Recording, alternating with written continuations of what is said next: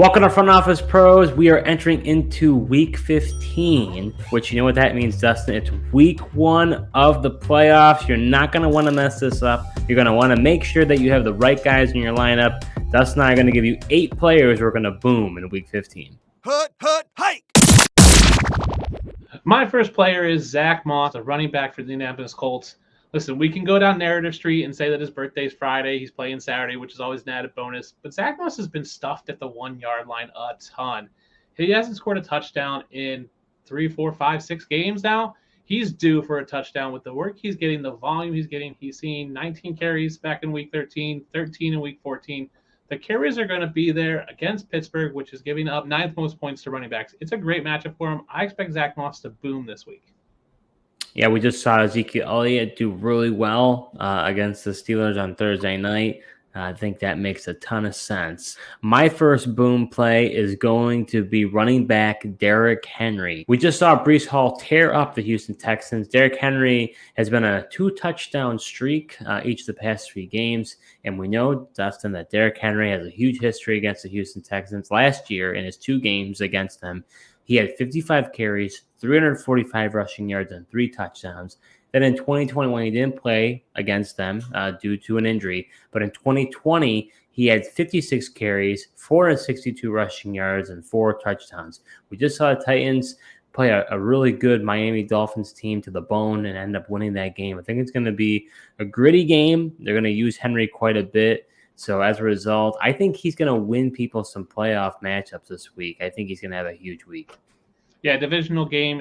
Even though his snap shares have dipped, the volume has not. So he's still in line for a ton of carries, even with Tajay Spears getting more snaps than him. He's in line for a lot of work this week. My next boom player is Brandon Aiyuk of the San Francisco 49ers. Listen, Brandon Aiyuk is going back to Phoenix, where he went to school at Arizona State.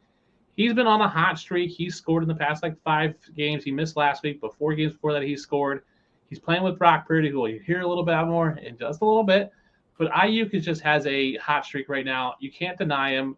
Aiyuk and Deebo Samuels should be talked about as the best wide receiver duo in the league right now. I think Aiyuk is going to have a massive week this week. Yeah, I mean, Deebo has been the one that's been on fire, real on fire, like roll on the floor, drop and roll type of on fire. But yeah, I think against the Arizona Cardinals, it's a dream matchup. Definitely makes a lot of sense. My next boom player is going to be quarterback Jordan Love. Now, I don't know if you're going to love this or not, Dustin, because he's been burned by him a few times. But Desmond Ridder just threw for 347 passing yards, a touchdown, a pick against the Tampa Bay Buccaneers. Tampa's been a solid matchup all year. Before last week, Love has been on a tear. And based on this matchup, I think he will smash. I think it's going to be a shootout, to be honest with you, between the Bucs and the Packers. Both are vying for a playoff spot. Should be fun. Yeah, and the Buccaneers don't have a huge pass rush, so if you give Love time, he has the ability to pick apart part of defense. So not being able to get pressure from the Buccaneers is going to help him a lot to shine, and their coverage is not great over there in Tampa. So I agree with you. It's a good play. So are you enjoying this video so far? Well, if you are, show your support to our new channel by hitting the subscribe button and liking this video. We'll be creating videos all NFL season long, so you're not going to want to miss what we have in store. My next match play is another quarterback, Brock Purdy. I just talked about Brandon Aiyuk. Brock Purdy is headed home to Phoenix, Arizona, where he's from. This is his first game playing in Arizona. He's played against the Cardinals, but in San Fran, didn't play against them in Arizona last year. He's going to have a ton of family and friends there. It's going to be all talked about on the TV. I like what Brock Purdy's been doing. He's been in the MVP talk. I think that's a little premature, but he's had no game. He's only had 1 game where he hasn't thrown a touchdown at all. He's being super efficient with his passes.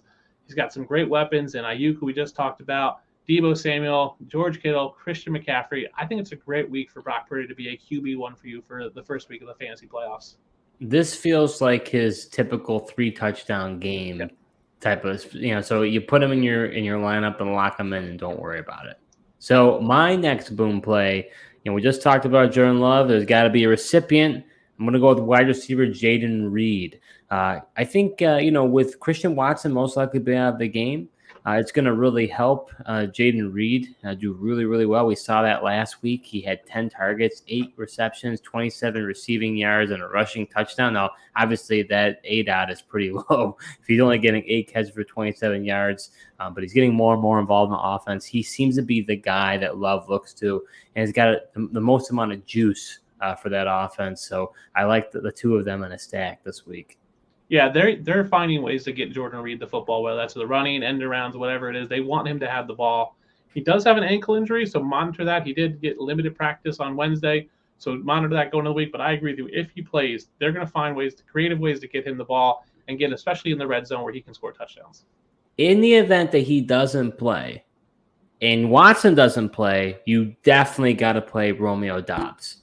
So if both of them are out, I'm definitely rolling with Romeo Doubs. That's fair. I mean, I would go Tucker Kraft, but I think Romeo Doubs and Tucker Kraft are 2 solid plays if Watson and Jayden Reed are out. While we're talking about tight ends, my next one is the #1 rookie tight end this year, and that's Sam LaPorta. Oh, brother. Listen, he came off a kind of rough week this past week, only catching 2 of his 6 targets. Before that, he had 2 touchdown games. He's playing Denver, who's given up the 3rd most points to tight ends. Denver could not cover a tight end to save their life. I expect a big bounce back for the #1 rookie tight end, Sam LaPorta.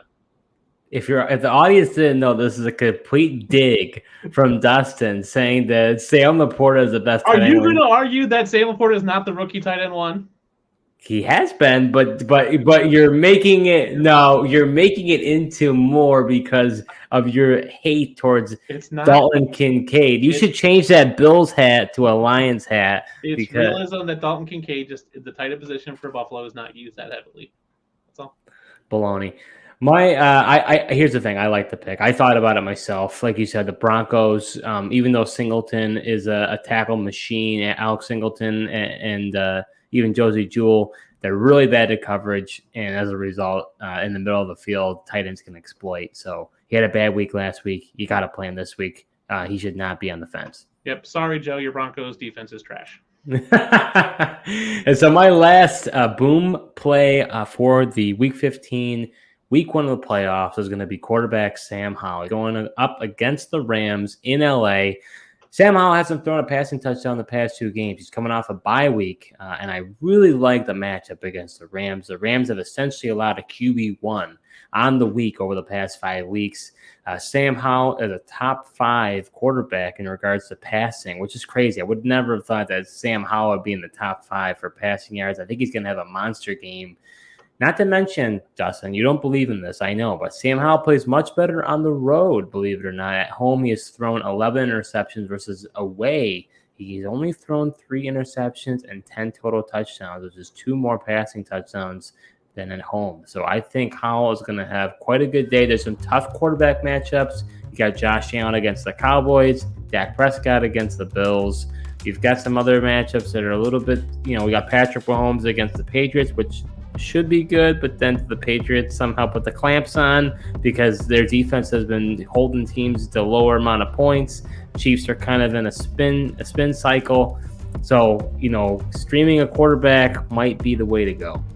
Yeah, I agree. And Sam Howell's on a 3-game heater of rushing touchdowns. He's got 4 rushing touchdowns in the past 3 games, using his legs to extend plays, keep drives alive, especially in the red zone. He's been able to rush it in. So if they don't spy him with a linebacker, he can run on him. And if they do spy him, it just opens up room for McLaurin and Dotson and Curtis Samuel and Logan Thomas and all the other players, the running backs coming out of the backfield. So I like the matchup.